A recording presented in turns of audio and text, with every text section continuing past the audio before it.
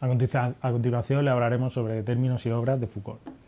Los dos términos que hemos querido destacar son normalización y modelo panóptico. Normalización.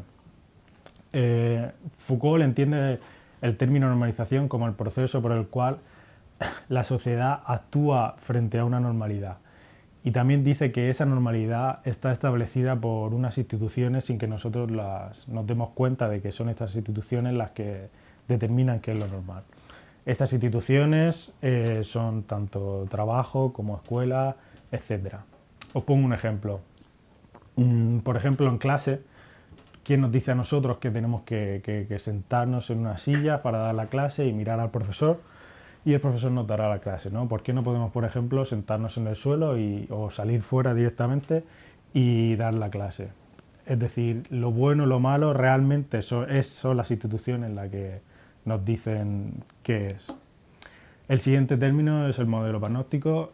Panóptico es una estructura carcelaria que se diseñó a finales del siglo XV, por el cual los prisioneros están rodeando una torre en el centro y están todo el tiempo siendo vigilados, pero ellos no pueden ver la persona que les vigila, ¿no? Y esto lo extrapola otra vez a las instituciones. Pongo otro ejemplo, por ejemplo, en el trabajo, en una fábrica, generalmente la persona que vigila a los trabajadores está en una posición privilegiada, siempre en un sitio alto, y son los trabajadores los que se sienten observados todo el tiempo, y es por eso que establecen unas conductas que ellos mismos, al sentirse observados, las ejecutan. Siguiente. Bueno, yo ahora os voy a hablar de las dos obras principales, que es Vigilar y Castigar y Microfísica del Poder. Vigilar y Castigar habla sobre la evolución de los métodos de vigilar y castigar que tenía la sociedad medieval, que pasó desde la sociedad medieval a la sociedad contemporánea. Utilizaban una serie de suplicios, humillación pública, la prisión y la escuela, entre muchas otras expresiones de poder que utilizaban para controlar de una manera u otra el comportamiento de la sociedad. Foucault nos dirige poco a poco hacia un camino que nos demuestra los procesos de vigilancia y castigo desde lo material y lo físico hacia algo intangible. La idea principal es la homogeneización social, siguiendo un modelo marcado por las instituciones, que tienen un poder otorgado por el pueblo. La extrapolación educativa es que vigilar y castigar se refleja en el sistema educativo desarrollado en la modernidad y se centra en los mecanismos empleados por el poder. Y dicho poder ejerce sobre los individuos en las diferentes disciplinas, configurando un tipo concreto de profesorado, de estudiante, de ciudadano, de consumidor y de profesional de la enseñanza. La otra obra que voy a hablar es la de Microfísica del Poder. Microfísica del Poder. Sobre todo, cabe destacar la importancia del papel del poder y la historia.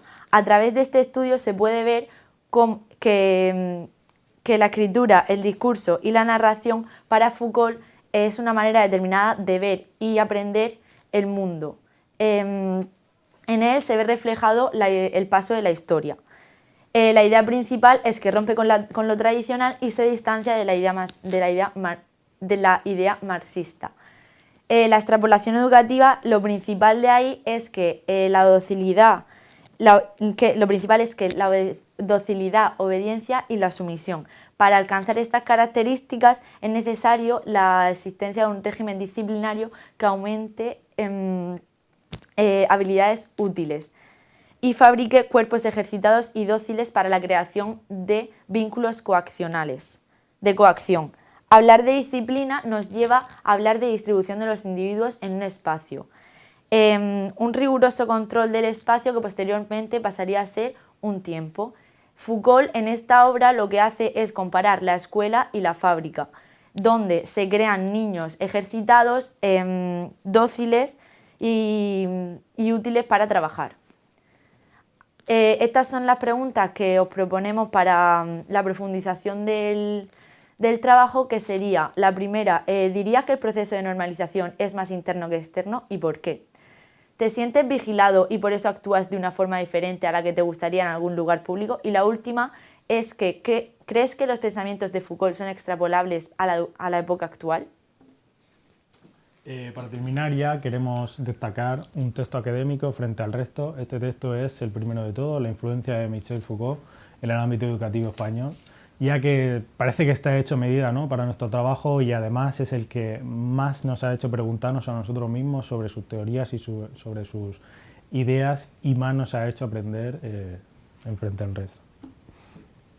Ya.